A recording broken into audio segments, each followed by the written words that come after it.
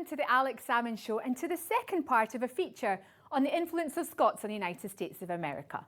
Last week we looked at the contribution of the most famous Scots-American of all, Andrew Carnegie. This week's programme gets right up to date with a report from this month's Tartan Day Parade in New York.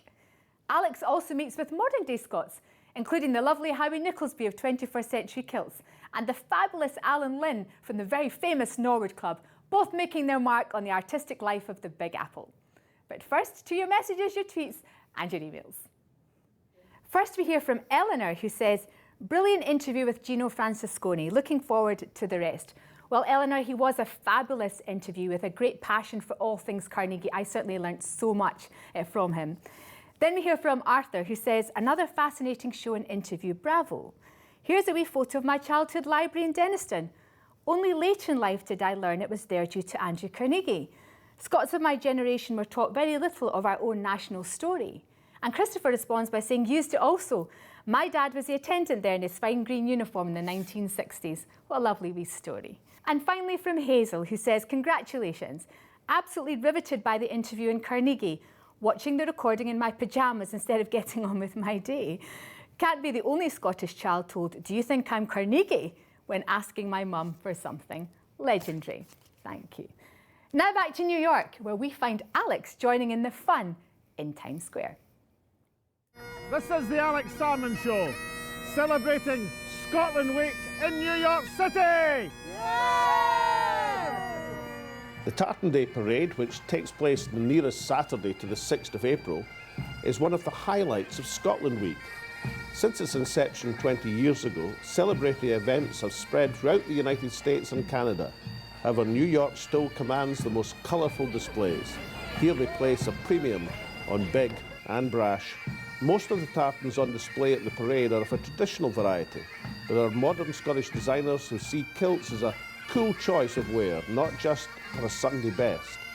Foremost among them is Howie Nicholsby, himself a former Grand Marshal of the Tartan Parade, whose kilts have been worn by Robbie Williams, Alan Cumming and Vin Diesel. In Howie's words, he makes kilts for the 21st century. Howie, for 20 years and more now, you've been pioneering the radical evolution of tartan and the kilt. Tell us what that's about. I'm trying to make the kilt back to what it originally was, everyday clothing. Before the English banned it in 1745 after the Jacobite Rebellion, and it was seen as, oh, if you wear a kilt, you're a rebel and you hate this and you hate that. I want to make the kilt back to what it really was, everyday clothing. At the parade this week, I mean, how many people are going to say, I'm going to go back with Howie to get to the original kilt? Well, see, I'm seen as a bit of a rebel, a bit of a maverick. So am I. That's why we get on so well, Alex. So I'm wearing grey denim. And what do most people wear every day? Jeans. So why can a kilt not be denim? Tartan, I'm not saying it's totally made up, like checks and tartans and patterns. Samurai warriors, Maasai warriors in Africa, patterns and checks are throughout the whole world, and it's actually an early form of camouflage. Kilts don't have to be family or tartan. It's called unbifurcation. Say that word again. Unbifurcated. Good, I'll just check it. Crotchless. And actually, it has been medically proven that Scottish men are less likely to get testicular cancer and impotency because they wear a kilt, because they get more airflow. So if you wear a kilt, you're more potent. Yes. You want a PGI to make sure that kilts have to be of a certain standard and have a geographical origin and guarantee equality. Why I love this man, very articulate, perfect. So what I'm wearing right now would not classify as a PGI traditional Scottish kilt. I'm wearing a denim, machine-made kilt. The denim's from India. So I want traditional Scottish craftsmanship, craftswomanship, because I know very few male kilt makers. So when I walk down the Royal Mile, which is why I'm not on the Royal Mile anymore, and I left my mum and dad's business, I'm tucked away on Thistle Street, it drove me crazy, Alex. Like literally, really upsetting that someone could have the real McCoy kilt, £99. I can't buy the fabric for £99. So what you're saying is you want the same guarantee of authenticity for the kilt as for example, Scotch whisky has to have? Absolutely, because it drives me nuts that you can walk down the Royal Mile and see a kilt for £99 and people say, traditional kilts, real McCoy. I want 3 parameters to be able to call a kilt a traditional Scotch kilt. Pure wool, made in Scotland, hand-stitched. That's what a real kilt is. Otherwise, the art form will die out. What do you mean the art form will die out? Well, my kilt makers is one kilt maker, one kilt. But most kilts are made in factories. So that factory, the lady knows how to put straps on. The guy knows how to do the pleats. But no one person knows how to make a kilt. We're not kilt makers. A kilt maker is someone who sits with 8 yards of fabrics, works out to your personal size, the fabric, the layout, how it's going to fit, and it's one person, one kilt. 8 to 12 hours amount of work, like properly. It's an art form, and it's just going more and more just mass production, factory, and we're not fitting properly, they don't look good, they look crap. But the amazing things have happened to tartan. I mean, you know, back when I was a lad in the 70s, if I'd turned up at the school dance in tartan and a kilt, then I'd been taken to the toilets and beat up probably. And now if you go to a school dance or a wedding or a celebration, you know, everybody will have a kilt on. So, I mean, there's been a transition of tartan. It's now accepted as a... Well, my father was probably the leader of that. He was the first guy to do an outfit package that you could see what you were getting at a price, and he was the first guy to do rentals in the 80s. So he was like the first bastion of making the kilt again more for everybody. Yeah, reclaimed by the working class. Reclaimed by the working class. Yes. And that's, okay, my kilts are expensive, but they're lifetime purchases. So if it's a lifetime purchase, I mean, could you get maybe a timeshare in one of your kilts? Well, you become part of my own tribe. So it's kind of a timeshare that a kilt, like a jacket, and you buy a good jacket, you can pass it on to your children. So when I got this jacket, I said to my 8-year-old, you're going to get this jacket in 30 years. So my kilts, 100% are heirlooms. So Howie, I mean, your dad, as you say, helped to popularise the kilt, reclaim it for the working class. You're working on the evolution, another radical evolution of the kilt and tartan. So how far has this revolution still got to go? My dream would be, I want to be a brand that is for everyone, to make kilts for people every day who just walk into a shop, whether it be Moscow, New York, London, Paris, and they can buy a kilt. And they would know it was authentically Scottish. Yeah. Yeah, made in Scotland, designed in Scotland. If you don't have a kilt in your wardrobe, man or woman, then you're missing something important in life. Yeah, I'd say it's definitely beyond life choice, it's beyond fashion. A kilt is thousands of years old, whether it be the Egyptians or the Vikings that brought it to us. Every culture across the world has unbifurcated garments. So whether it be a sarong or a dashiki or African tribal wear, it's all crotchless. So in a phrase, the best days of the kilt are still to come. Oh God, yeah. Absolutely, Alex. Howie, thank you very much indeed. No, thank you. You're a legend, mate. Love you. From Carnegie Hall through Central Park, I'm on my way downtown to West 14th Street to meet a Paisley buddy, Alan Linn, who's created an island for the curious in this sea of industry. Because if you're in New York's artistic community, then Norwood is the place to be. Alan Linn, creator of Norwood, an oasis of conversation, conviviality, creativity in the middle of New York City. Where did you get this idea? I love that idea of creating a space that is for creative people. Obviously a home for the curious and a big melting point of creative people from New York and around the world. We have different affiliates. But yeah, it's just my background's fine art. So it's to create a home for the curious. And people have to be curious because you can end up at dinner here with folk you don't know. You're stuck around the table and you better get on.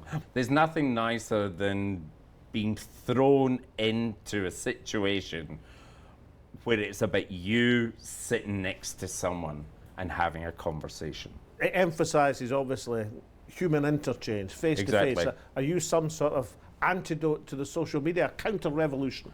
No, I think we can take both into the things. I think what I'm saying is we've got members from some of the biggest tech companies. They're members here because they want somewhere to come and sit and have a conversation with someone.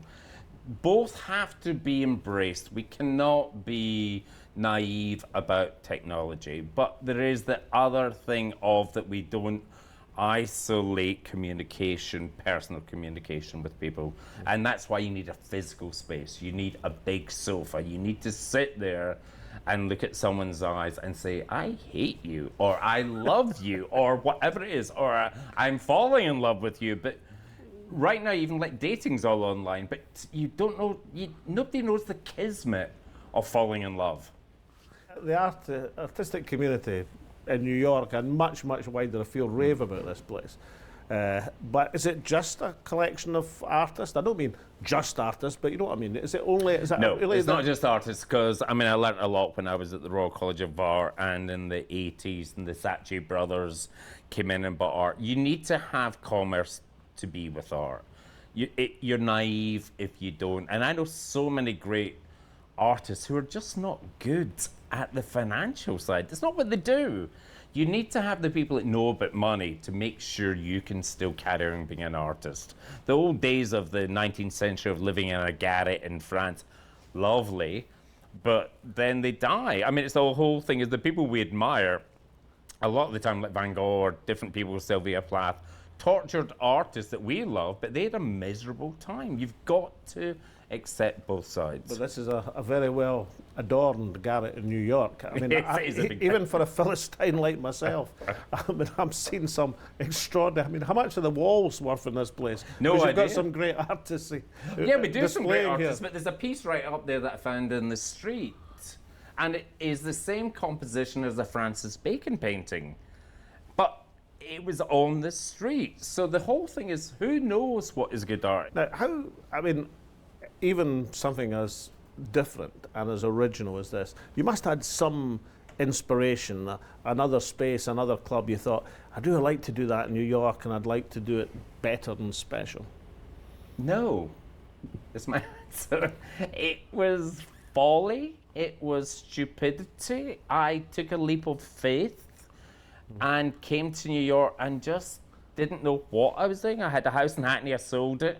I came across here, I went round the streets of New York raising money with a dream of building something unique to New York. Alan Linn, Scots have a knack of blending in. Yes. Becoming part of the furniture, the infrastructure, whatever society they've gone to. Obviously here in America. Well, I think they assimilate better. They don't feel part of, as well, saying that, as much as the clan situation, there is a whole thing in New York. There is those Presbyterians who came here, and it's Hill and Hame, and it drives me crazy because I think we're much more creative than the homeland type thing. I think that we actually get out there. So whether it is the 80s pop musics of Simple Minds, or all these other people who traveled and made things happen. The guy who built the San Francisco cable car system, whether it's Carnegie, whether it is the guys who then built Princeton University, they came and just did it. I think they didn't really think it's because they were Scottish. I think there is something in Scotland, though, that makes us a bit adventurous. Maybe it's the bad weather? I don't know, that we want to get away and go somewhere else. Well, the Reverend Witherspoon in Princeton was agitating for a revolution. He was a Republican in Scotland, and found it much easier to be a Republican in an incipient republic here in America. But I mean, it's quite interesting. He came out from Scotland not as a young man, as a middle-aged man, and with a view of turning what when was a college for training Presbyterian ministers into a university to train the leadership of a new republic. Yep. So he came out with an agenda. Did you have an agenda? Not really, but Angus, my dog's actually, my husband went to Princeton, and he's called Witherspoon at Princeton, but that's another thing. Did I have an agenda? Again, back to I think I said before, wanderlust of wanting to go somewhere that we've all got it in our roots of just somewhere that we want to go to. And nobody knows what that is. I had an aunt who lived in Dunbartonshire in a cottage up a hill, and when her husband dies, all she said was, I want to go to Petra. And we were like, really? She's going, Petra, I've always wanted to go. I don't know why. Sometimes there is that thing that you just want to go somewhere, not to run away. I mean, there is people who have been disenfranchised who've came to America. There's people who have been forced to come to America, like the slave trade. But a lot of people tend to follow the sun sometimes. If you look at immigration, we've immigrated all the way across. And the most Scots that came to America are in California. That's the highest level of Scottish people. So they must have been just kept looking, and they thought, oh, fine. So Norwood's past your 10th anniversary. 10th anniversary this year, thank you. When you started it, did you say, we'll get 10 years in at least, or do you think you'd get 10 days at that time? Well, we opened just as the big financial thing hit us. And it was tough. It was really tough. Do you know what I mean? I didn't take a wage for a long time just to keep going, but I wasn't going to give up. I just wanted to just keep going. And of course, like anything, years pass and all of a sudden it's your 10th anniversary, and for our 10th anniversary we got the wonderful Alistair and Susie Nichol to host some of the greatest Scottish painters in. So we've got Curry, we've got John Byrne, we've got who else have we got? I've seen Bellany. John Bellany, a lovely man, God rest his soul. There's a great piece upstairs we talked about, a moon, where if you look at the moon on different continents, you're connected. So yeah, so we did that for her. But next year, it's all photography. We've already found someone who's a photography gallery person who's doing that. Then the following year actually is the guy who painted this, who just did an exhibition with mice running underneath it, Joe Grazzi, and it's called Ingenue. So we're going to do cutting edge for that year. So it's not about being a museum or homage to Scotland. It was this year slightly self-indulgent to do a Scottish exhibition, but we're international. Well, this is very much an internationalist club, and you've got all shapes and sizes, all nationalities come here. But I know you do your bit for Scotland Week. What sort of event has the club hosted in the past? And what did you think of Katie Tunstall being the first woman Grand Marshal of the parade this year?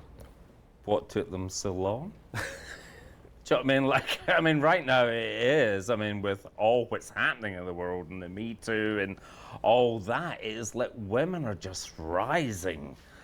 And I just applaud that. Is like they're taking over, and I'm quite happy with that. With Scotland Week, we worked a lot with the Scottish Government. I mean, this time last year, Nicola Sturgeon was over. She came here. The Royal Scottish Ballet did a performance in this room, just two people, and it was beautiful. Do you know what I mean? But we've done things with Ryan Burns, who's Gerard Burns, the famous painters. Been on the show. But there's so many great there's one. There's so many Scottish people that I would love to even push forward and let America see them.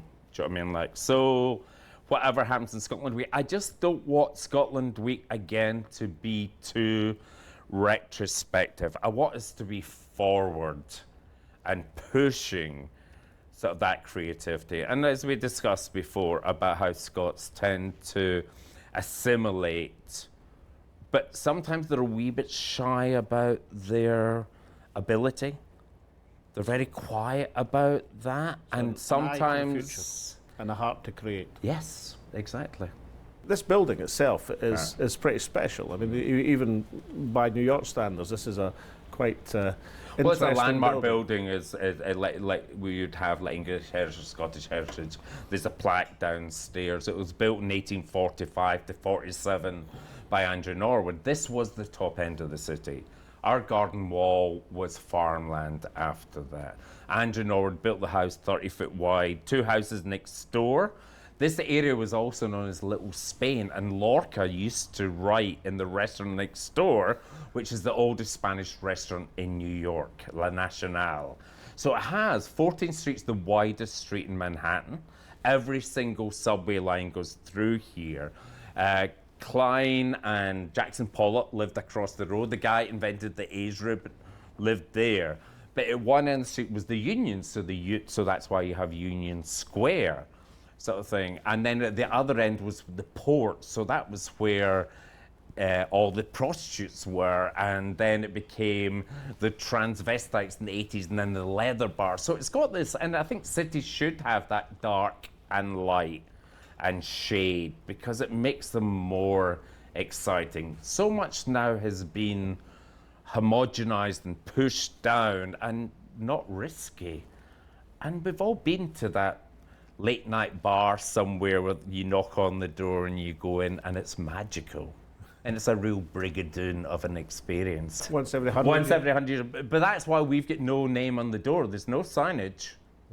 And people have to find us, So discover in your us. 10 years, I mean, can you look back to an event or a party or a ceilidh that went excessive or something that turned out just to be wonderful and surprising? I don't think I can say this online. There's been many. There's been many. So confidentiality is assured. Yes, we don't never say who our members are, and we have Oscar-winning actors, and we've got major writers, but we don't. They're all the same. But your members say they're members, because many of your members have told me they're members. Oh, really? And- Well, and sing- that's up to them. I never asked them and, to. And sing the praises of the. Yeah, sing but that's praises the of thing is because they're just, say like an actor, it's a job. They want to be able to come and sit and have a cup of coffee and not be pestered or have a drink and get drunk with their friends. They all are, to me, everyone's of the same ability. Do you know what I mean? So respect, and that even goes to my staff. My staff are ex-dancers and they're writers and musicians, and someday they might be these people's bosses, but they're part of my group because I've been there serving people, and I think it's very important that you respect the staff and we respect our members, but there's no hierarchy, there's no clicking of the fingers. 10 years of surprising success, very unique atmosphere. Are you going to spread your wings, follow the sun, have Norwood in San Francisco? No, I spent a year and a half flying back and forward to Los Angeles recently, and they really tried to court me to go there. When I got there, it was a bit like watching a foreign movie and reading the subtitles and looking at the movie and reading the subtitles. It didn't click for me. I think even like London and New York are more, I'm a walking person. I love passing people in the street. I didn't really get it. I'm not the healthiest person in the world. Do you know what I mean? Like, so, but even if I did, when I was asked, I wouldn't take Norwood to New York. I'd go to, not New York, to LA. I would go to LA and create a club for them. Not just homogenize and copy something and put it somewhere else, but go there. And actually, I found a wonderful building, which was Howard Hughes's office. And I said, can I get the roof? And they said, what do you mean? I said, because I wanted to build this palatial rooftop garden that people would go into. Not create something like this, which is a house. Give them that air and space and base it on almost like Japanese, where you could open and close doors. It'd be, so that was it. But if you decide to build something else, I mean, you're from Paisley, and of course Paisley, folk are Paisley Paisley buddies. boy, that's good. That's Buddies always says in might the not be a paper. bad name. I don't know. Look, We're on one of our cocktails is the Jimmy, which we invented. And basically, because it's made with Hendrix. Hendrix, as you know, comes from Girvan. And all the reps saying, oh, if you ever want to go to Scotland, I'm going, I don't want to go to Girvan. I didn't want to go to Girvan when I lived in Paisley. I'd have been happy going to Nardini's for an ice cream. But anyway, so it's Jimmy because Jimi Hendrix, and people in Scotland call themselves Hey Jimmy. And it's pestle and mortared cucumber with Hendrix gin and a bit of simple syrup. Hendrix has a female head distiller, one of the few Wonderful. gin distillery, Right, obviously, yeah. but has a female head distiller. But now, I wanted to, as we, before we finish, I wanted to Scotch one rumour. The bunnet that is not compulsory for people visiting the club. No, it's not. I don't know. When I was in Glasgow last week, everyone had a bonnet.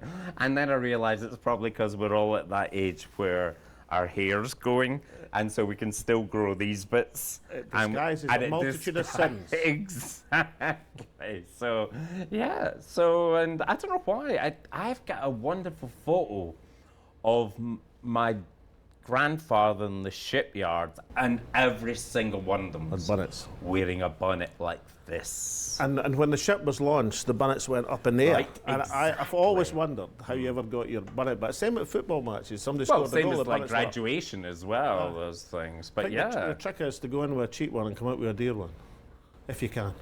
Catch a dear one coming down. Deer as in deer or deer as in deer? Deer isn't expensive. Now listen, there we go. With Scotland, we can play those I can't give you another bonnet.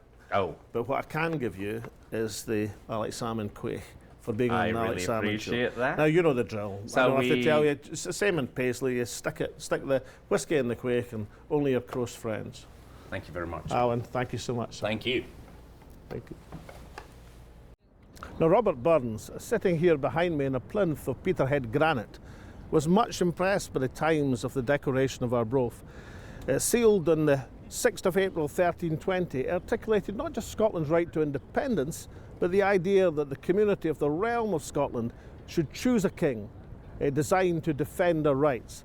It was therefore the world's first expression of popular sovereignty, the idea of sovereignty of the people. And Burns said it instilled within him a Scottish patriotism which would boil along there to the floodgates of life shut in eternal rest. Now, some 20 years ago, American historians recognised the contribution and the connection between Scotland's declaration of Arbroath and America's Declaration of Independence centuries later. And George W. Bush, as president, in one of his better decisions, inaugurated the 6th of April as Tartan Day to celebrate that connection. And over the centuries, Scotland has contributed much to this republic. Scientists, inventors, entrepreneurs like Andrew Carnegie, artists like Alan Linn. But perhaps the most significant thing of all was the concept, the democratic intellect, the idea, the government of, by and for the people shall not perish from the face of this earth. Coming up in next week's show, in Trump's America, the radical forces and the establishment have one thing in common. They are both unnerved by the Trump presidency. So is there going to be change in the air? Can there be a counter-revolution from the left? Or will the Washington establishment get back in the driver's seat? I speak to a Pulitzer Prize-winning journalist and one of Washington's key commentators. They have very different views over the state of politics in this republic.